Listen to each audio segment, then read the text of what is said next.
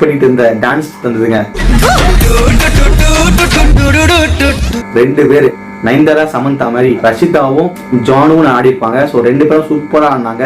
எனக்கு 2 பேருக்குமே 100 பாயிண்ட் கொடுத்துட்டு போயிருக்கலாம் தோணுச்சு. எனக்கு சூப்பரான டான்ஸ் ஆனது. ஆனா ரஷிதா வந்து எக்ஸ்பீரியன்ஸ் ஆனாலும் நல்லா டான்ஸ் ஆடினாங்க.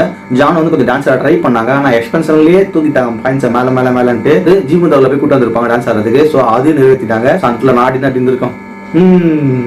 என்ன பேராசை பெருநஷ்டம் கம்முனு மாஸ்டர் அவர் உள்ள போயிருப்பாரு. உள்ள போய் அவர் சொல்லி எடுத்து போய் மொக்க தான் படப்படாதுன்னு நினைச்சேன் நான். ஆனா சென்சிபிளா பேசினா போல மனுஷன்.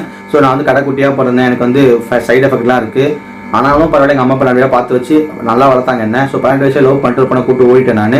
கூட்டு லவ் மேரேஜ் தான் பண்ணோம். நான் குழந்தை பொண்ணு என்ன பொண்ணு விட்டு போயிட்டாங்க. நான் படிக்கலன்னு சொல்லிட்டு நான் அடிமுட்டான்னு சொல்லிட்டு விட்டு போயிட்டாங்க. என் குழந்தை அப்படிதான் வந்துடும் சொல்லிட்டு அந்த பாயிண்ட் ஆஃப்ல என் பொண்ணுக்கு நான் தான் அப்பானே தெரியாதுன்னு சொல்லியிருப்பாங்க.